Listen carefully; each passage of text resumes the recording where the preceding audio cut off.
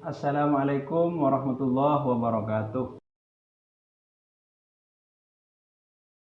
Silah itu adalah menyambung, rahim itu adalah kerabat. Menyambung kerabat artinya kita berbuat baik kepada kerabat-kerabat kita dan tidak memutus hubungan kebaikan dengan keluarga-keluarga kita.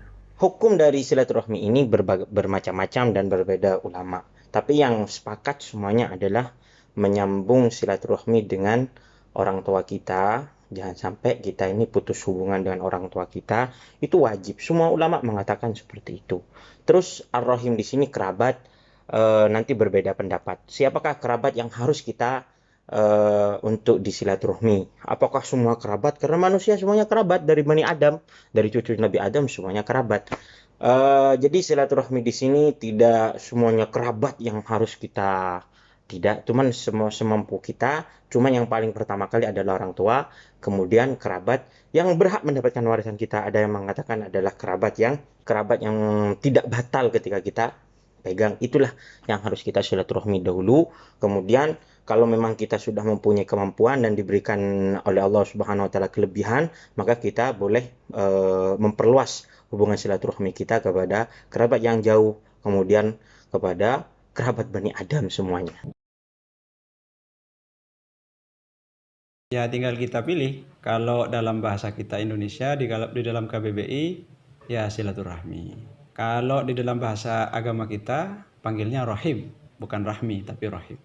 Silaturahim itu lebih bagus karena memang hadisnya seperti itu.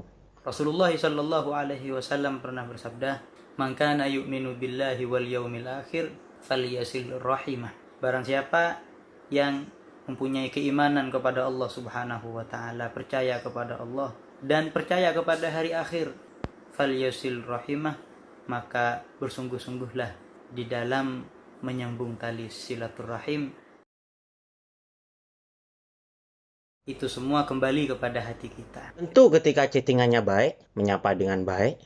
Tapi kalau chattingannya musuhan, saling caci maki, ya tidak ada baiknya. Tapi ada nilai silaturahim ketika chattingan ini penuh dengan kasih sayang, saling menyapa.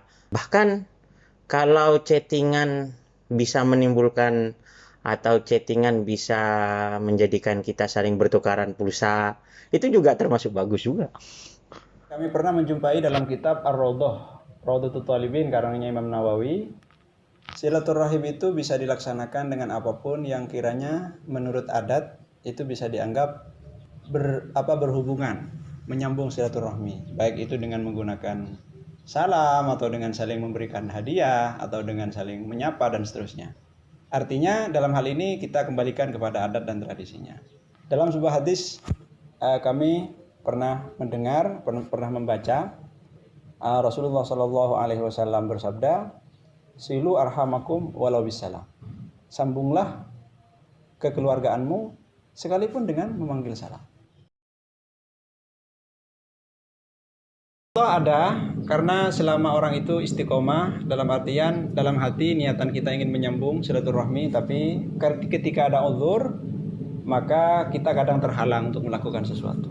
Maka selama orang itu punya niatan baik, tapi karena terhalang misalnya sakit, misalnya apa, maka tetap dicatat sebagai amal baik. Silaturahmi dalam masa-masa social distancing itu bisa dengan mendoakan, dengan mengirim pulsa, dengan mengirim uang lewat rekening, atau juga dengan mengirim lewat ekspedisi yang ada sudah. Jadi banyak makna silaturahmi dalam social distancing ini yang tidak diputus dengan jarak. Bahkan dengan doa pun itu lebih baik dan lebih bermakna dalam silaturahmi ini ketika di masa-masa ini, yaitu adalah berdoa terutama setelah sholat. Nabi Muhammad Shallallahu Alaihi Wasallam bersabda, "Afsus salam, tebarkanlah salam, mengucapkan salam." Sedangkan kita harus membiasakan ketika kita melakukan apapun di media sosial untuk menebarkan salam. Wa'at imut ta'am, sering-seringlah bersedekah memberi makan. Wasalli ala khairil anam, sering-seringlah bersolawat kepada Nabi Muhammad Shallallahu Alaihi Wasallam. Wasilil arham, dan sering-seringlah kita menyambung tali kasih sayang. Wasalli billail wan nasi niyam, dan sering-seringlah kita sholat di tengah malam, pada saat atau waktu di mana hamba-hamba Allah yang lain sedang tidur. Udkhulul jannata bisalam. Apabila itu semua kita kerjakan, kita insya Allah akan diridai oleh Allah sehingga akan memasuki surga Allah Subhanahu wa taala dengan kedamaian. Adapun perihal social distancing yang kali ini dalam situasi pandemi global, kami rasa hal ini semoga membuat kita lebih sadar lagi bahwa tidak ada di dunia ini yang memiliki apapun kecuali Allah Subhanahu wa taala yang menguasai jagat raya ini. Ini adalah satu sentilan dari Allah Subhanahu wa taala agar kita semuanya, bahkan seluruh umat manusia tersadarkan diri bahwasanya tidak ada yang mempunyai kerajaan, tidak ada yang mempunyai kekuasaan dan kemampuan apapun kecuali hanya Allah Subhanahu wa taala. Karena ketika orang masih bersandar dengan kemampuan yang dia miliki, kecerdasannya, kekayaannya, jabatannya dan lain-lain, hal itu akan membuat orang lupa kadang.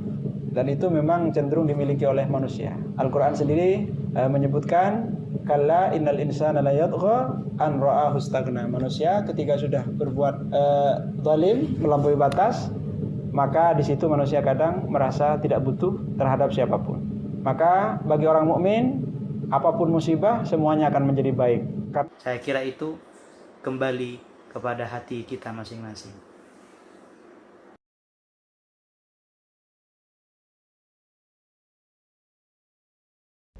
Mari dah. Mari.